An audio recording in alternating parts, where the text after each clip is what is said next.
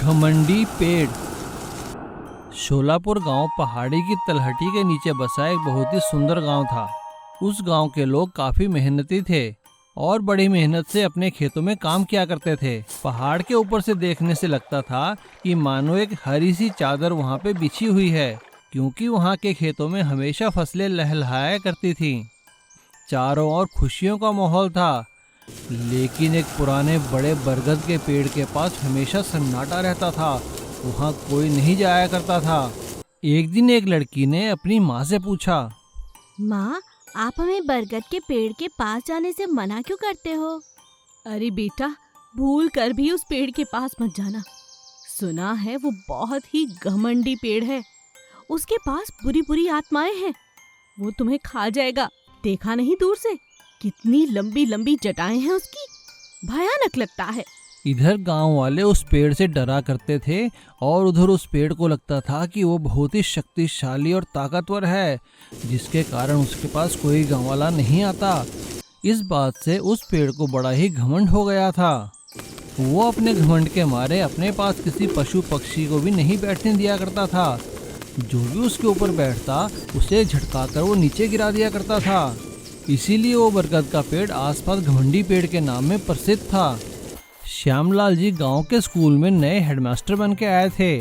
उन्हें भी गांव वालों और बच्चों से उस घमंडी पेड़ के बारे में पता चला, लेकिन श्यामलाल जी अंधविश्वास में विश्वास नहीं करते थे। उन्होंने गांव के मुखिया से कहा, मुखिया जी, ये सब बेबुनियाद बातें हैं। ऐसा कोई भूत प्रेत या शैतान नहीं होता। उस पेड़ से आवाज आने के पीछे भी कोई और कारण होगा। अरे नहीं हेडमास्टर साहब, आप ये क्या कह रहे हैं? गलती से भी उस पेड़ के पास मत जाइए। ठीक है मुखिया जी, लेकिन मैं तो पेड़ के पास जाकर ही रहूंगा। श्यामलाल जी ऐसा कहते हुए हंसते हुए वहां से चले गए और उस रात उन्होंने अपने साथ एक रिकॉर्डिंग करने वाला उपकरण और टॉर्च उठाई और उस पेड़ के पास जाने लगे। गांव वालों ने उन्हें रोकने की बहुत कोशिश की, लेकिन वो नहीं रुके। श्यामलाल जी जब पेड़ के पास पहुंचे तो वहाँ का वातावरण देखकर बहुत हैरान रह गए। वहाँ पे साएं साएं हवा बह रही थी और पेड़ से अजीब सी आवाज़ें आ रही थी। दिखने में लगता था कि जैसे कोई शैतान खड़ा है। लेकिन श्यामलाल जी ने जैसे ही टॉर्च की लाइट डाली और पेड़ के चारों तरफ घूमकर देखा तो मन ही मन हंसने लगे। ये गांव वाले भी ना कितने नादान हैं। मन ही मन ऐसा सोचते हुए श्यामलाल जी ने उस पेड़ के चारों ओर की रिकॉर्डिंग की और सुबह होते ही जब वो गांव में लौटकर आए तो सभी गांव वाले उन्हें देखकर हैरान रह गए और उन्होंने मुखिया से कहा, मुखिया जी, आप जिस पेड़ से डर रहे हैं ना, वो कोई शैतान नहीं, वो तो एक बहुत पुराना बरगद का पेड़ है। आप जिस चीज़ को शैतान का बाल समझते थे, वो तो उस बरगद के पेड़ की जटाएं हैं। और रही आवाज़ की बात, उन जटाओं में से जब हवा गुजरती है तो अजीब तरह की आवाज़ें आती हैं। वो कोई शैतान की आवाज़ नहीं, हवा और पेड़ की आवाज़ है। श्यामलाल जी की बात सुनकर मुखिया गांव वालों के साथ उस पेड़ के पास गया और देखकर हैरान रह गया कि जिस चीज़ से वो डरते थे वो तो सिर्फ एक पेड़ भर है। घमंडी पेड़ का घमंड टूट चुका था। अब उस पेड़ के तनों के साथ बच्चे झूला झूला करते थे और वहाँ पर हमेशा रौनकें रहा करती थी। एक गांव में लालाराम नाम का एक सेठ रहता था। वो बहुत ही कंजूस था, लेकिन उसके शौक बहुत बड़े बड़े थे। उसका एक सबसे बड़ा शौक था कि वो एक बहुत बड़ा महल बनाए, जिससे कि उसके इलाके में उसकी इज्जत और बड़ी हो जाए। इसके लिए उसने अपने पास काफ़ी पैसा इकट्ठा करना शुरू कर दिया और साथ ही महल बनाने के लिए एक अच्छे कारीगर और ठेकेदार को ढूंढना भी शुरू कर दिया। पास ही के गांव में चंदू नाम का एक भवन निर्माण करने वाला ठेकेदार रहता था। वो बहुत ही अच्छे मकान बनाया करता था। उसके पास कारीगरों की बहुत अच्छी टीम थी। लालाराम एक दिन चंदू के पास गया। अरे भाई चंदू, तुम्हारा बहुत नाम सुना है हमने, क्या तुम मेरे लिए काम करोगे? अरे जी हाँ सेठ जी, बताइए क्या काम है? भाई एक मेरे लिए छोटा सा महल बनाना है, अब बना पाओगे तुम? हाँ सेठ जी, मैं पूरी कोशिश करूँगा। तो ठीक है भाई, आ जाओ फिर गांव में। सेठ लालाराम चंदू को मकान बनाने की पेशगी देकर अपने घर वापस चले जाते हैं। 2-3 दिन के बाद ही चंदू अपने कारीगरों को लेकर लालाराम के घर पहुंच जाता है और लाला राम उन्हें लेकर उस जगह जाते हैं जहाँ पे कि महल बनाना था। भवन निर्माण के लिए पूजा पाठ करने के बाद चंदू मकान बनाने का काम शुरू कर देता है। ढांचा खड़ा करने के बाद एक दिन वो सेठ के पास जाता है। अरे चंदू, आओ आओ, कैसे आना हुआ? सेठ जी, महल का ढांचा खड़ा हो गया है। आप कह रहे थे ना वो बेशकीमती पत्थर लगाने के लिए, तो वो पत्थर दे दीजिए ताकि मैं पत्थर लगाने का काम शुरू कर सकूं।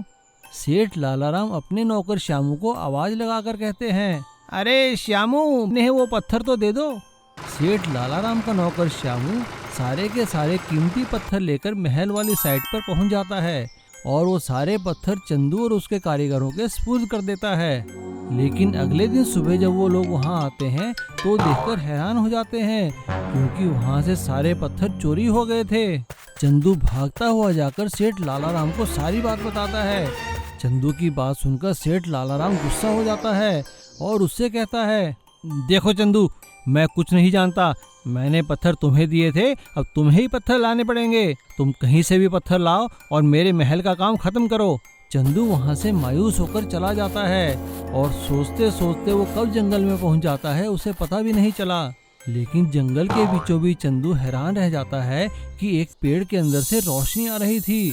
चंदू जब उस पेड़ के पास जाकर देखता है तो और भी हैरान होता है, क्योंकि वो सारे बेशकीमती पत्थर उसी पेड़ के अंदर छुपा कर रखे थे और वहाँ दो आदमी बैठकर बात कर रहे थे। अरे श्यामू, हमारे सेठ जी तो बड़े चालू निकले। अपने पत्थर खुद ही चोरी करवा दिए और इल्जाम बेचारे चंदू ठेकेदार पे डाल दिया ताकि सारा काम मुफ्त में हो जाए। अब चंदू को सारा माजरा समझ आ गया था। श्यामू और उसके साथी की पिटाई करता है और सारे पत्थर ले जाकर वापस महल में रख देता है। सारे पत्थर महल वाली जगह रखवाने के बाद चंदू श्यामू को लेकर लाला राम के घर पहुंचता है। लाला राम उन दोनों को देखकर हैरान रह जाता है। तब चंदू उससे कहता है, सेठ जी, मुझे आपकी सारी करतूत का पता चल गया है। अब आपको मुझे डबल पैसे देने होंगे, वरना मैं आपकी सच्चाई सारे गांव वालों को बता दूंगा और आपकी बहुत बदनामी होगी। और इस तरह सेठ लाला राम की चालाकी उन पे ही भारी पड़ जाती है और वो चंदू को डबल पैसे देते हैं। लेकिन चंदू उनका महल बहुत अच्छे से बनाता है और साथ ही सेठ लाला राम को भी एक सबक मिल जाता है कि कभी किसी के साथ बेईमानी नहीं करनी चाहिए। एक गांव में कल्लू नाम का एक आदमी अपनी बीवी और बच्चे के साथ रहता था। वो बहुत ही गरीब था। वो गांव के कोने में एक छोटी सी झोपड़ी बनाकर रहता था और गांव में मेहनत मजदूरी करके अपने घर का पालन पोषण करता था। कल्लू की बीवी लता भी गांव में लोगों के घरों में काम करके पैसे कमाया करती थी ताकि अपने पति की मदद कर सके।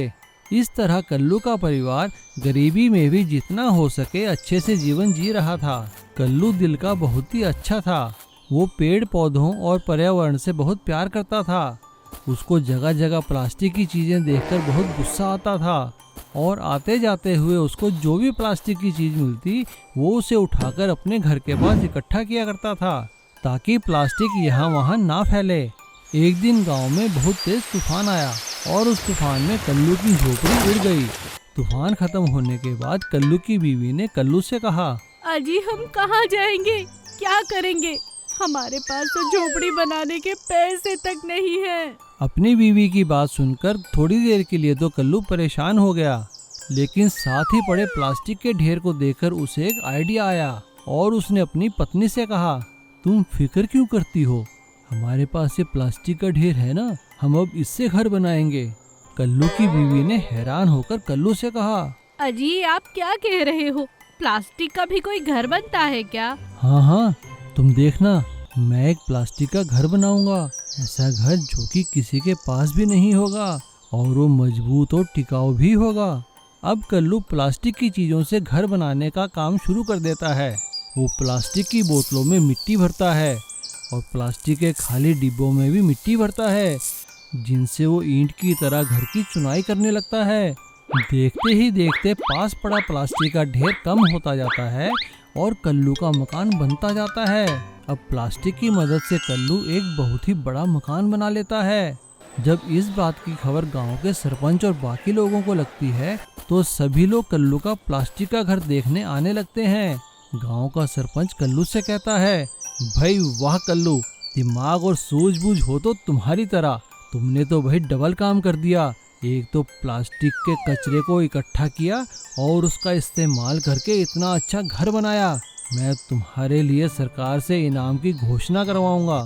इस तरह गांव का सरपंच कल्लू का नाम इनाम के लिए आगे भेजता है और एक बड़े सरकारी अफसर कल्लू के मकान का निरीक्षण करते हैं और वो कल्लू को इनाम भी देते हैं। और अब कल्लू सरकार की तरफ से गांव-गांव जाकर लोगों को प्लास्टिक का कम इस्तेमाल और प्लास्टिक के कचरे का कैसे इस्तेमाल करना है सिखाने लगता है। और अब उसके दिन फिर जाते हैं क्योंकि अब सरकार की ओर से उसे इस काम के लिए अच्छे पैसे जो मिलने लगे थे। इसीलिए कहते हैं ना, एक अच्छी सोच आपकी जिंदगी बदल सकती है।